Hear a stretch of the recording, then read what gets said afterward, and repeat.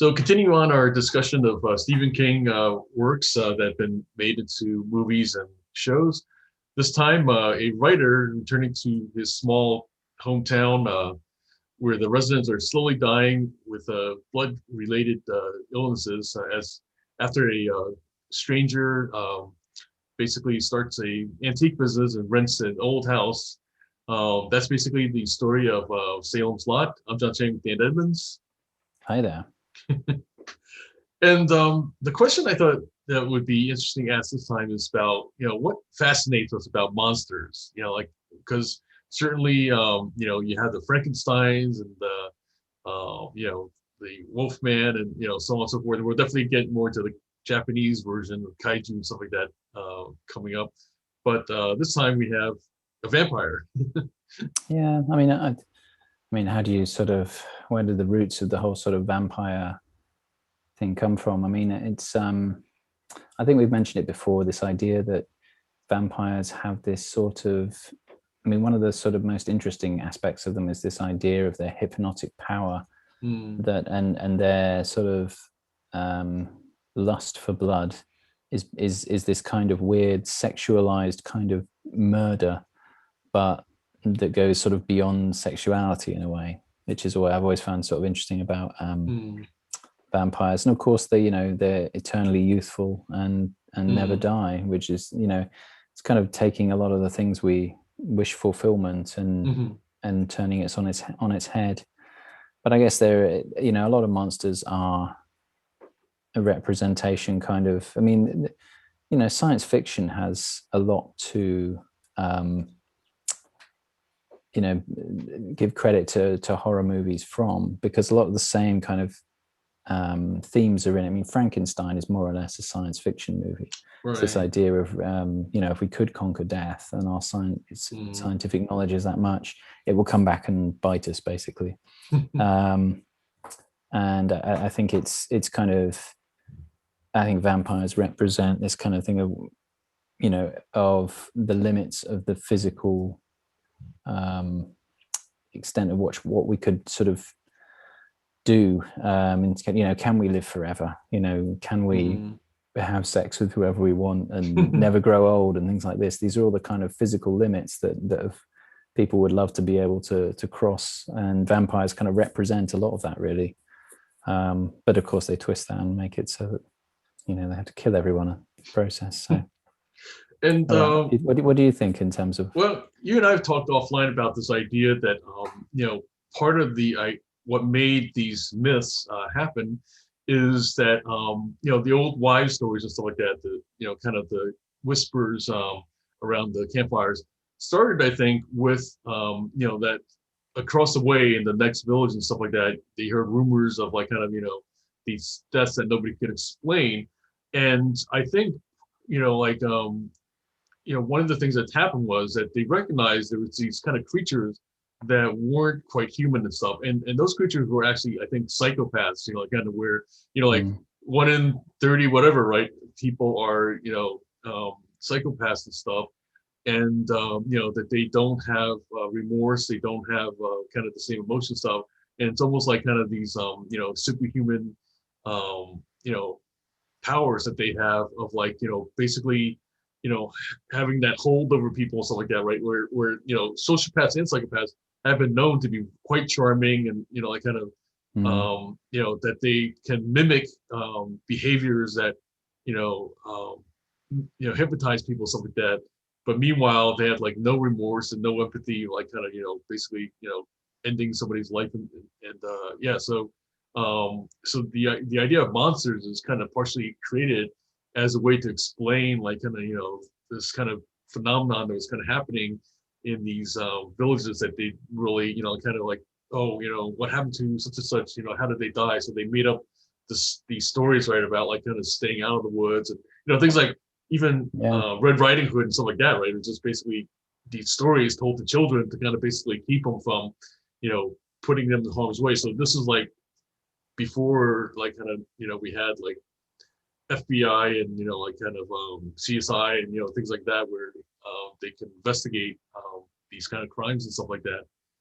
So it's sort of a preventative mythology that will stop people getting involved with sort of local thugs or other psychopaths that might sort of do them wrong. Yeah, I mean, it's, as we've learned from, religion is a very powerful sort of way of setting rules and boundaries through storytelling. So yeah, it makes sense that these would be used in the same way.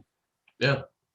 So in the first one, here in the original 1979, directed by Tobe Hooper, who we'll see again in Texas Chainsaw Massacre, and David Soul, who's better known as Hutch, I guess, of Starsea and Hutch, plays Ben Mears. And James Mason, who we saw, of course, in the Stars Bomber, is back as Richard Straker as the stranger that kind of moves into town and stuff. We see them kind of, like right away, like kind of, I thought that was, I don't know, I got a chuckle anyways of like kind of where they didn't waste any time in kind of putting them, kind of head to head. Heads up. Yeah. Yeah. And it's an odd role for James Mason to take, really. A TV movie for sort of a horror genre. But I mean, he does a great job. And I mean, he's saved by the fact that this script is pretty decent and it's very understated. It doesn't try to do too much, but he adds a lot of weight to the role. I mean, this has actually got a pretty all-star studded cast, in my opinion. I'll say, because you've got Fred Willard as the real estate agent, in an early sort of serious role, which is quite interesting to see him in. You've got Jeffrey Lewis, who could pretty much be summed up as sour-faced bad guy from virtually every movie from the last 40 years. Yes. You've got one of my favorite actors, who's not been in a huge amount of stuff, I guess, that people may not know, but that's Kenneth McMillan, who played Baron Harkonnen in Dune, and also had another great part in another Stephen King movie, Cat's Eyes, where he plays the sadistic sort of cuckold who catches, who is it? Is it? I can't remember who's the lead now. But anyway, he makes him sort of do the walk of death around the outside of the building, which is just such a fantastically tense scene. But and will make you hate pigeons forever. But oh, by the way, he was actually even in Stepford Wives, but in very minor roles like that. And he was the Borough Commander in Taking of Pelham 123. Oddly enough. Really, I didn't even notice him in those. Wow. Okay. Minor roles, but yeah. Yeah. And you've got Bonnie Bedelia, who is also better known as Mrs. John McClane from Die Hard. You've got one of the funnier ones is Elijah Cook Jr., who is Weasel in this, and this is a guy who has basically carved out a niche for himself playing characters with nicknames. And I had a great time looking through all his past roles and just looking at the names of the characters. And they were things like Spud, Willie Peanuts, Leech, Pony, Sailor, Moxie, Skeets, Guns McCullum, Whitey, Shorty, Punky, and Mousy. It's like his entire career is just made of nicknames. But you definitely recognize him if you saw him. Talk about typecasting. I know, right? And George, I can't pronounce the last name, Zunza, I want to say, but he's obviously much more famous. He does a fantastic job as the husband who's been cheated on in this, and that is definitely one of the best scenes. But he's better known for Basic Instinct and to a lesser extent Deer Hunter and things like that. So there's a lot of people you'd recognize in this, and it definitely adds up. Chock full of like these kind of character actors who also like different ones have gone into like bigger and other success and stuff like that. Another one I thought I should mention too, was Lou Ayers, who's the school teacher, Jason Burke in this one. He was actually the lead in the original All Quiet on the Western Front, so that's yet another kind of remake that we'll be discussing and stuff. So, right, absolutely, yeah, and I think it's quite a what's interesting about this for me is that this is a 3-hour TV movie. But the dialogue is pretty light all the way through. Most of the scenes are atmospheric with very little dialogue and mostly kind of told through images, more or less, I would say.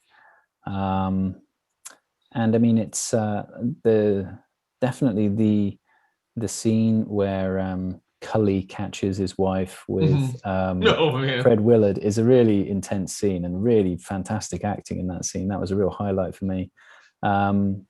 I mean, I'll be honest with you, the whole kind of following the trail and actually trying to catch the vampire bit was a bit slow and a bit boring, in all honesty, for me. But you know, it was still had this, it kept you guessing because it didn't spell everything out for you. And, you know, the effects, whilst they were simple, were quite effective in a way. Yeah, I thought the kids kind of, you know, coming back and hang out the windows like one. I mean, you know, it definitely looks very dated, but the fact of the, you know, like just these kids scratching at the windows that was really effective as a kind of a creepy, you know, kind of. And I think there was definitely something creepy about it because it didn't just try too hard. You know, they just kind of floated in. There was nothing was said, and just they have this kind of, you could tell it was displayed rather than implicitly told that they had a hypnotic power over them. And you know, and it doesn't really do too much, but it's still quite sort of creepy, even though it's quite simple, just these children floating around with dry ice towards people looking. But yeah, and even like kind of delaying, you know, finally revealing, you know, Barlow, like kind of, you know, like that definitely was effective, I thought. Yeah, and I thought, you know, he's still pretty extremely creepy looking, Barlow, even though the effects are dated.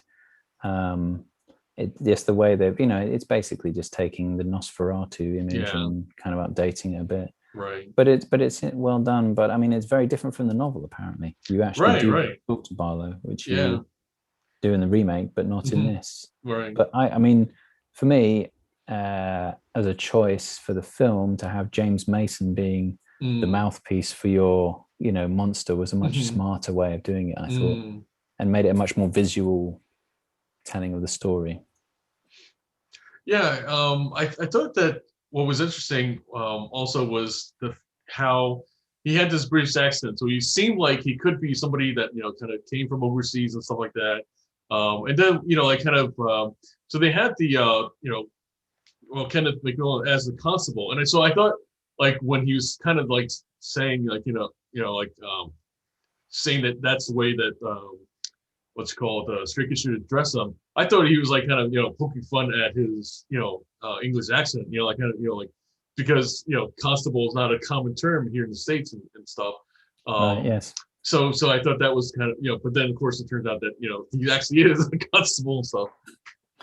Yeah, no, I mean, I think he's quite sort of effective, but not too over the top. He's threatening, but understated.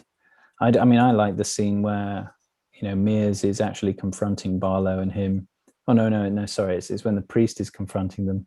Oh. And there's just James Mason going, "Back priest, back shaman," which I thought was like, you know. And yeah, that was really cool, that scene, just to see James Mason being sort of satanic. Quite fun.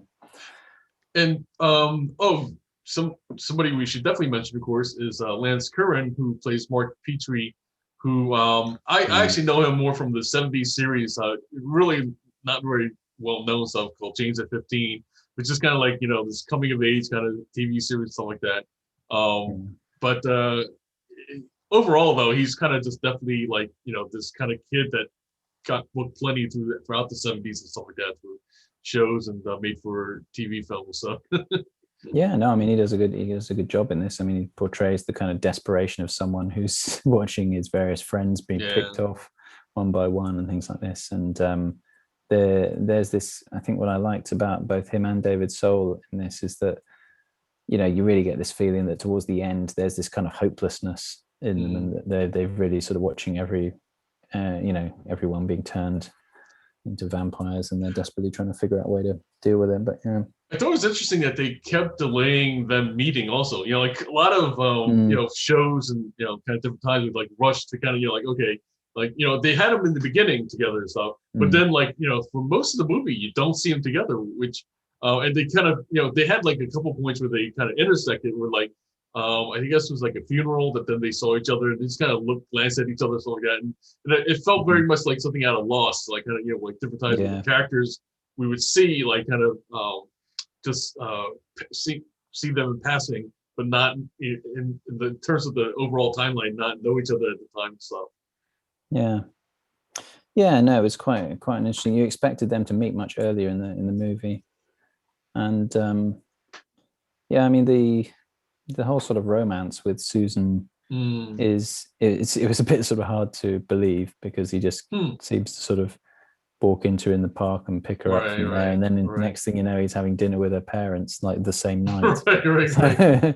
I'm sure the 70s weren't quite like that. I'm sure there was a bit more time taken between that, but yeah, that was. I mean, she's a fairly, I don't know, I would say inconsequential character, though, more or less, through most of the movie, really. Well, I mean, she plays like kind of, like we've seen in the other movies, right, where you need somebody at the library. So apparently, like the love interest is the person to do at different times.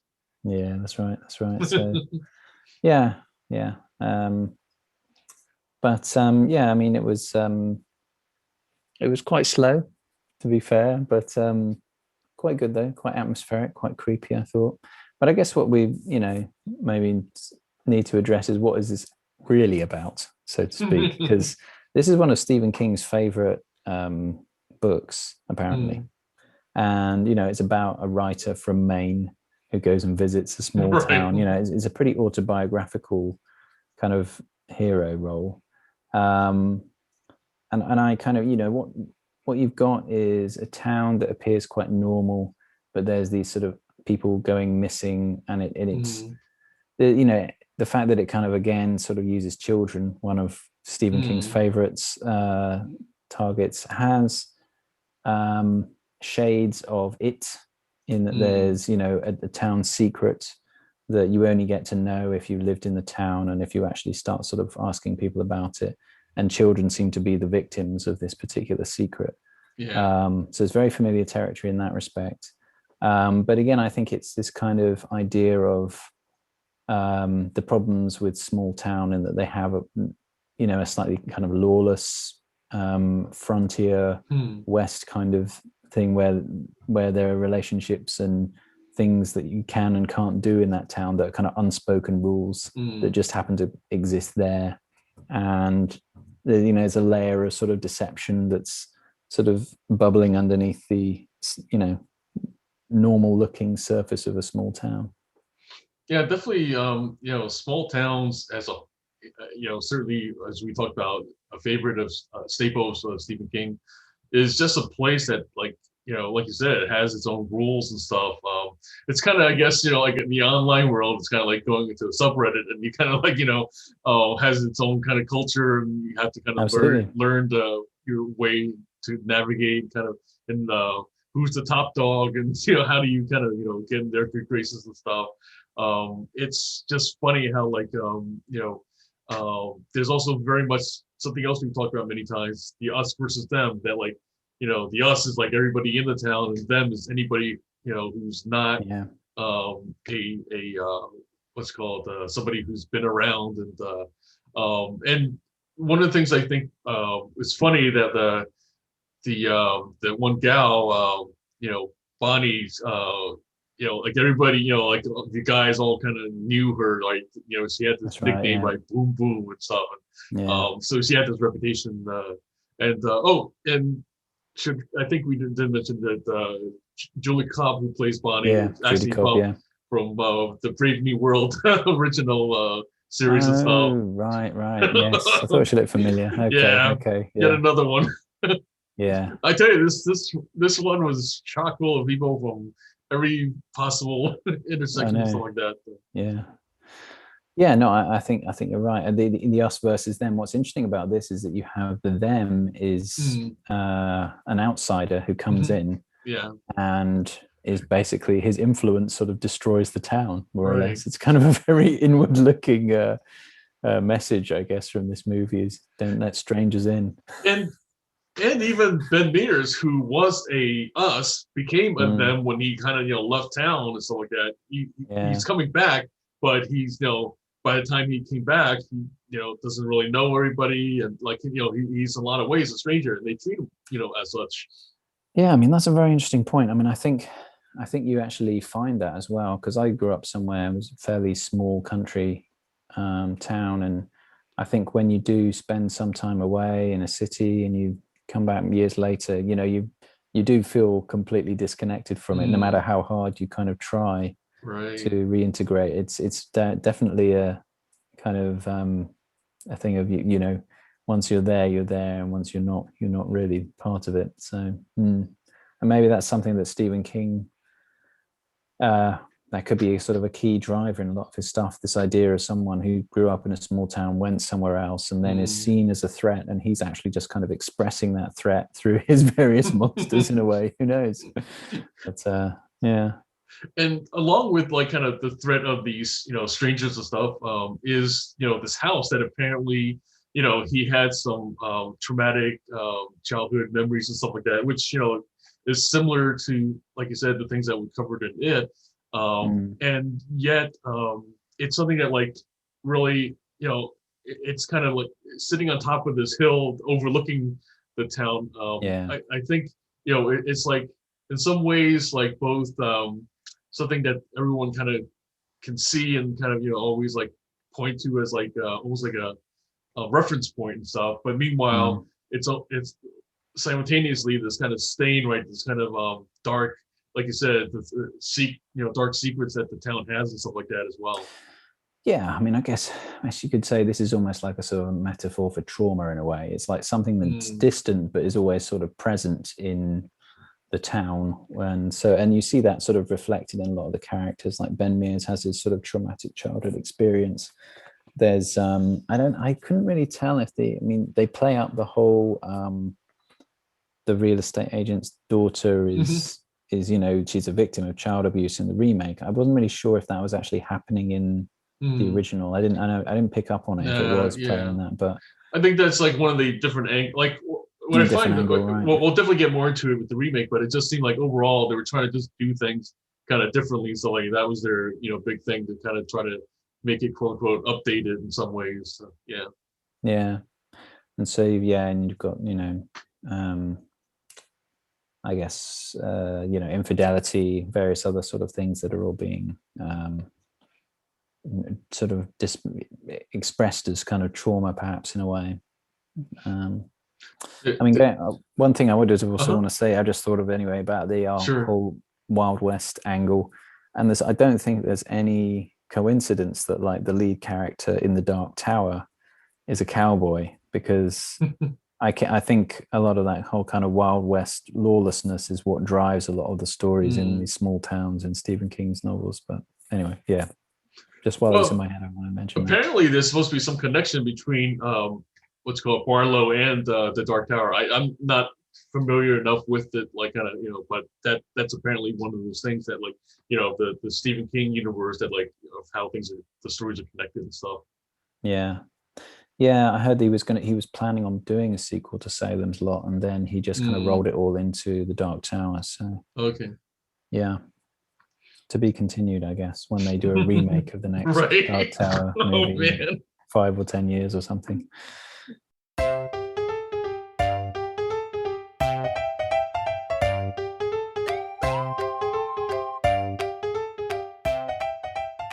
And the other thing I thought was a interesting idea is, on the one hand, we had Bonnie, who kind of, the minute, what's called, everyone kind of knows, like, kind of what the funny business going on between her and Crockett and stuff like that. But, meanwhile, the minute, Ben is kind of involved with Susan and stuff, it's like kind of the town knows and everything, and the mother's trying to tell her to like, oh, I can't, everyone's kind of talking about it, and then the dad, the doctor or something like that, kind of basically says something to Ben to the extent of like, oh, like kind of you should be more discreet or something like that. Like where it's this idea that like, if you're gonna like be messing around with my daughter, like at least like kind of do it so like people aren't all talking about it and stuff. Yeah, which of course he doesn't really. He does everything fairly sort of out in the open and doesn't really hide much of that. No. So it's it's an interesting angle.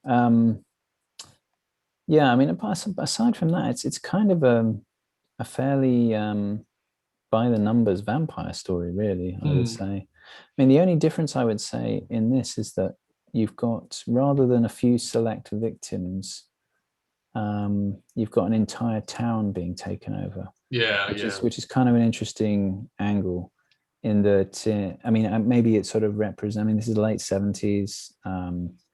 Maybe it represents this sort of fear of outside influence, or different values coming in and sort of corrupting or destroying small towns, I suppose, or I think they were kind of really intentionally or not, foretelling the kind of the deaths of the small towns, like where there's this kind of migration, right, from as we talked about in some other shows of kind of going from the big cities to the suburbs and stuff, and then like it was almost like kind of in some ways the migration kind of retreated back a little bit to the cities, and then along with that is the wake of these small towns that kind of somewhat started, but but never got to the point that they were full blown suburbs, I think. Now we're doing the opposite again. right. Now the cities are moving back to the small towns. So it's perfect time to sort of look at Stephen King, be aware of all of these secret, mysterious threats that might threaten you now that you're protecting yourself from COVID. You've escaped one monster only to fall into the hands of another. But it's a little bit like the Invasion of Body Snatchers too, like where like kind of the people are being in some ways like kind of taken over, right, and stuff, and and then like kind of is that yet another one, like is your neighbor like another one of the these beings, which is almost about sort of belief systems or ideologies, is what I think Invasion of the Body Snatchers is about. And this shares perhaps more of that than, say, a regular zombie movie, because in something like Rabid that we saw recently, or other sort of, once you get infected or you're bitten, basically you become like an animal. You lose all of the traits that make you human. In this, you become much more sort of empowered, but you're clearly an outsider to the human race. So, you do things that are morally reprehensible to that society, but you're still, you can still sort of cognitively process things. So it's it shares a lot with, I don't know, a Mega Man, or what you just mentioned, but I've now immediately forgotten what the name of the movie is. But the Invasion of the Body Snatchers. Exactly. Snatchers. Yeah. Okay. So I mean, I think it's more about sort of ideologies rather than a statement on actual what is human and what is not. Right. I mean, over the years, like vampires have kind of fluctuated back and forth. Because certainly, we had the more animalistic version in I Am Legend and stuff, but you also like as we saw with Let the Right One In and stuff like that, where it's more that they were semi-human and stuff, but they're creatures, but with very a lot of intelligence, and they're not just like kind of mindless, like you said, the zombies or anything like that. Yeah, no, I think they're also, they represent sort of taboo behavior. Like there was obviously in Let the Right One In, there's this thing of transgenderism almost in the lead role. Yeah. And I would say, they can be a kind of a hold-all, so to speak, for all kind of taboo behavior or behavior that wouldn't be acceptable within a small town society. Yeah, it's funny that we don't really see that so much, that like whether as a parody or otherwise, that like that vampirism as a metaphor for like kind of the deviant sexual behavior, right, taking over and stuff. I mean, the closest thing is maybe Rocky Horror Picture Show and stuff, but other than that, we don't really see like kind of that what's called that translation of the myth. Yeah, it's interesting. I think Rocky Horror Picture Show was kind of genius in that respect, in that it kind of nailed the whole unconscious element of it. Right. Because you had the white bread kind of characters and stuff, and then meanwhile, like you said, it's kind of like showing the deviance, I guess, through Rocky and stuff. Yeah, it's just interesting in this one that they've clearly sort of positioned that in terms of small town versus people from the city. Yeah. So yeah, I guess maybe you could, if you really wanted to, you could throw a kind of a small town traditional American values versus, you know, liberal big city values or something like this. I don't know, but yeah, that's true. So anyway, well, I think we've done quite a lot of philosophizing about vampires. Maybe we should move on to the 2004 one now. Sure. I mean, So, as we talked about offline, I felt like the 2004 remake just had a lot of odd choices. You know, I mean, one interesting choice, of course, was that it was shot on location in central Victoria, Australia, and stuff. And you know, I guess you know, you can take an Australian town and pass it as a small, you know, kind of American one pretty easily.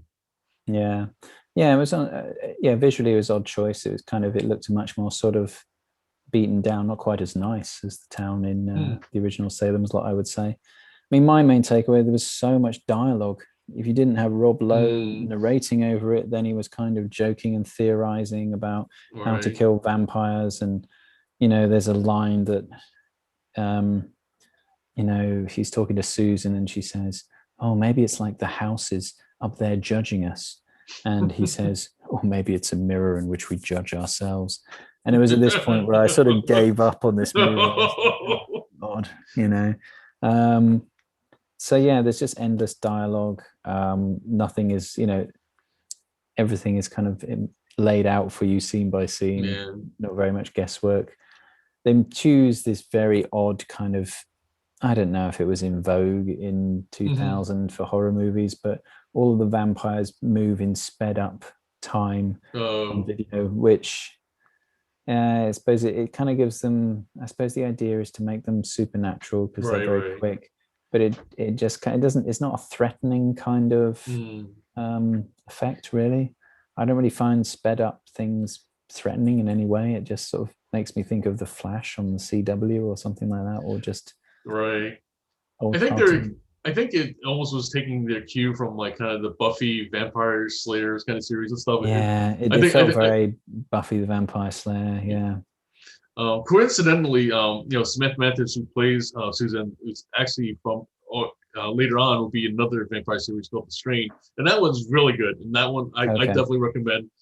It's you know, there's dialogue and stuff, but like a lot more interesting dialogue and a lot less kind of like make you want to roll your eyes kind of dialogue. Yeah, I mean the jokes are catastrophic in this. I would say the humor is awful. Yeah. I mean, there's some elements that are quite good. What do you think of Donald Sutherland as Straker? Oh my God. Okay, so yeah, Donald Sutherland and Rutger Hauer as Barlow in this. I mean, it's, you know, the pantomime has come to town, and if for people outside of the UK won't know what that is, basically every Christmas we have these big sort of theatre shows for kids where every single character overacts, and there's lots of sort of themes that are all the same. Like when the bad guy's coming up, the kids are supposed to shout out, "He's behind you," and things like this, and the main characters go, "Is he? Oh, I can't see him," you know, this kind of thing, and everyone goes, "He's behind you," and that's what that is a pantomime, right? It's and it's often things like, you know, Aladdin and all these, you know, classic kids' tales. So that is kind of what I felt about Donald Sutherland's ridiculous portrayal of Straker in this. So over the top. If there's a virus going around, it's the overacting virus, because he's suffering severely from it, as is Rutger Hauer, who then, and this is the other thing, is like, whereas the original was quite menacing, you know, your monster didn't say anything. In this one, he's there sort of philosophizing to you half the time. He's like going, "Oh, well, you're a priest, but you know, what is religion?" You know, it's like, just bite him already. You don't need to have a mark out your thesis of why religion isn't useful in the modern world. It's, you know, in the what's called Rob Lowe's memoir. Apparently, he talks about Rutger Hauer showing up on set, not knowing his lines, and you know, like basically that he had come up with his own kind of version of the movie ending speech and stuff like that. And then the director apparently was not impressed and shot down that idea. Well, I mean, to be fair to Rutger Hauer, it can't have been much worse than what he was asked to say, in all honesty. I think I would have preferred to see what Rutger Hauer came up with, to be honest. Yeah, I mean, speaking of Rob Lowe, poor guy, he does a good job of holding together what is a really bad script, I think. And you know, there's so much kind of exposition. He's like some war hero. He's had a childhood trauma. He's a writer. He's constantly worried about things being mirrors. It's just, it goes on and on and on. And also towards the end, rather than you having in the original, you had David Soul and Lance Kerwin as these two kind of isolated characters who are really felt hopeless and really at the end of their sanity, so to speak, of what they were going to do in this kind of desperation. Here, you've got a kind of a friendly team of Buffy the Vampire Slayer vampire hunters who all sort of gang up together and seem to kill like all the vampires really easily in the house. and then theorizing, you know, yeah, we've got to kill the head vampire, and that's how that works, and you've got to use holy water, and it's, you know, we all know this stuff. You don't need to tell us it in a TV movie. and yet another kind of twist that's kind of bizarre is like they kind of really played up, you know, like kind of James Cromwell, who's a really respectable actor, as looked at as the Father Callahan character. Here he's this drunk, and that I guess, you know, because of this weakness, he's vulnerable, and like kind of, you know, so Rutger Hauer kind of basically as Barlow kind of you know, I don't know, sucks his brains and kind of makes him a pawn of the what's called the vampire army, I guess. And yeah, he makes him drink his blood from his wrist, which then sort of corrupts him somehow. Yeah, but I mean, you know, I was kind of expecting that right from the get-go. I mean, he could have waited and not shown us that at the beginning, and that would have made the movie a bit more interesting towards the end. But yeah, well, he's you know, again, is once he gets infected, his overacting reaches, you know, monstrous levels.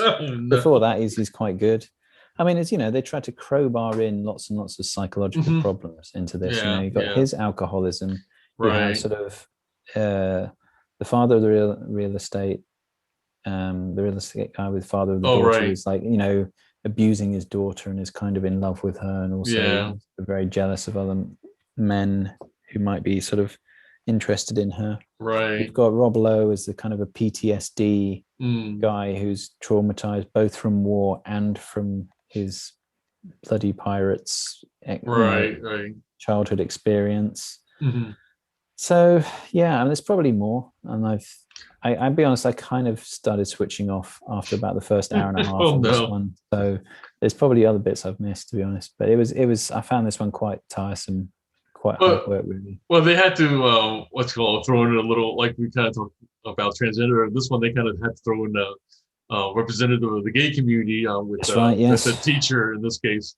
The hysterical gay teacher, retiring. Yeah.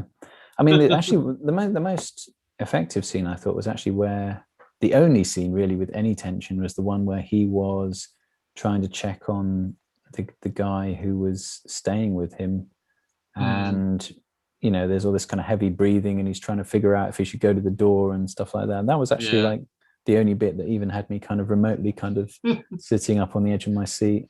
But he was so sort of hysterical. Again, it was just so much overacting. He was just like screaming and wailing at anything, and then he's sort of like there dying from a heart attack. It's all just so much. And I couldn't take him seriously anyway because I watched too much Brooklyn Nine-Nine. But yeah, I mean, he's, you know, definitely like kind of just this actor who's you know, better when he's in kind of these very straight roles. I think like kind of maybe. Well, I mean, you know, even in the comedy, you know, like kind of that like, you know, that's what he's kind of doing. He's a street man and stuff like that. Yeah, absolutely. Oh yeah, no, he's great in that, definitely. Yeah, no, there's probably much better roles. This was definitely a low point, I think, for him. But yeah, I mean, Samantha Mathis is pretty good. I mean, she doesn't really do very much in it, really, aside from find out a few bits. Yeah, you know, doing the research.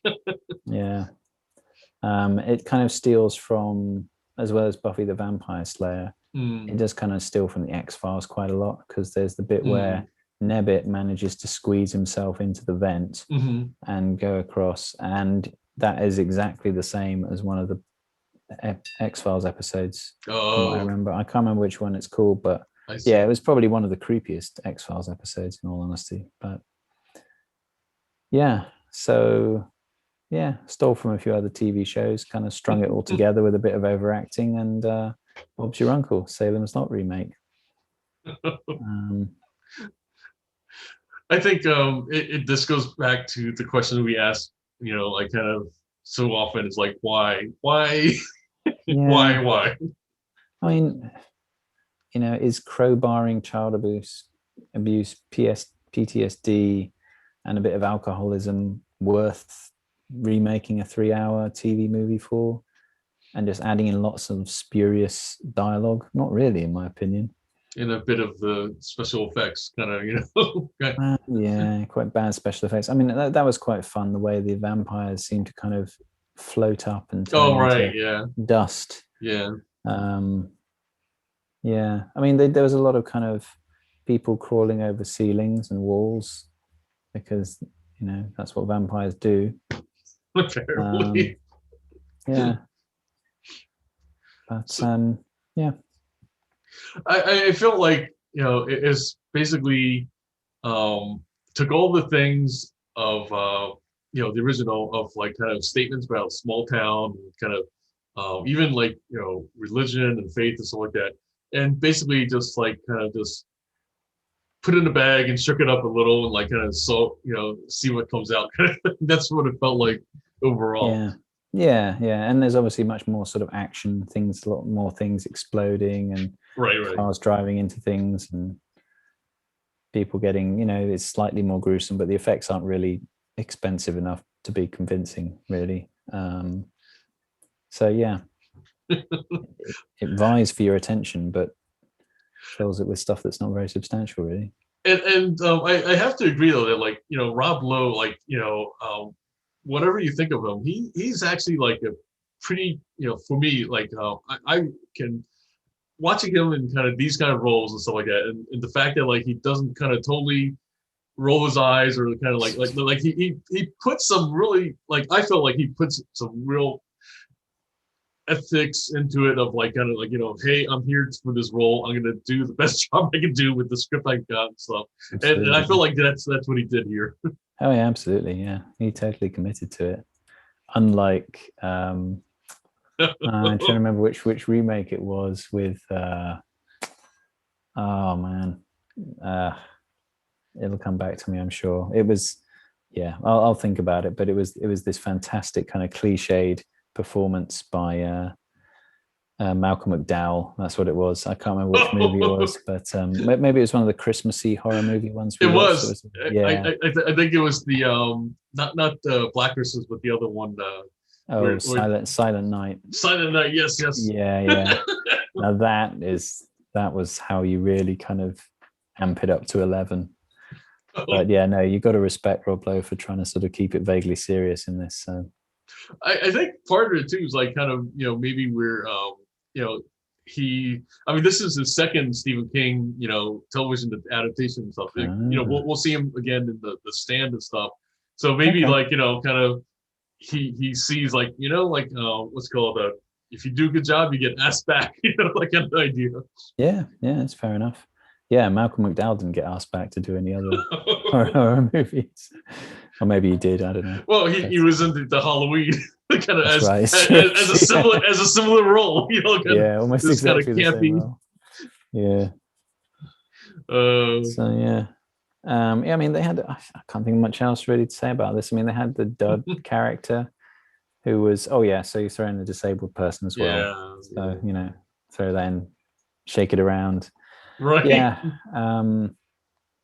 Yeah. And of course gets sort of healed by vampirism. So yeah. Any final thoughts on? I guess just whenever somebody may be possibly watching this and thinking about doing another remake, please don't do this. You gotta do something different that like like surprise us, but in a good way. Yeah, it's preferably with a higher budget, and don't just steal lots of ideas from other stuff and throw it all together. Yeah, right. Absolutely. So I guess we're still on a kind of a Stephen King theme at the moment. What's next for us, do you Well, think? we talked a bit about watching The Shining and stuff. It's very true. Definitely, towards the top of our list. And there's actually a few of these, series. I think, based on, timeline and that kind of thing, we may have to space those out a bit. Maybe, in other words, put those out a few, episodes from now. So like giving Dan and I a chance to kind of watch things and not, kind of squeeze them in the viewing and stuff like that. So, that of course, as mentioned, includes like shows like The Stand and Dead Zone, which actually has the movie and then the television series adaptation and stuff. So those are just some of the ones that we've talked about. Yeah, I mean, definitely. And then of course, in towards the end of March, King Kong and Godzilla are going to be battling it out. So we've talked about King Kong in our kind of ape series and stuff. That's right, our 8th month. So Godzilla may be the time to as we kind of talk more about monsters and stuff. The Japanese version of. Can we squeeze an entire month out of Godzilla? Do you think we do a month of Godzilla movies? Yeah, I mean, definitely. What's called? We'll have quite a few, different movies to kind of discuss there with the Godzilla series and stuff. So yeah, definitely we'll kind of cover that in a couple, almost like a little bit of a Godzilla series in a way and stuff. Yeah, and then I thought that what we might possibly consider doing is also looking kind of in back in 2020 what we consider the best and the worst of the remakes that we've seen in the past year and stuff. So that's kind of like a little bit of a late year in review. Absolutely. Yeah, I'm looking forward to doing that. So once again, I'm John Chang with Dan Edmonds, and we will catch you at the movies.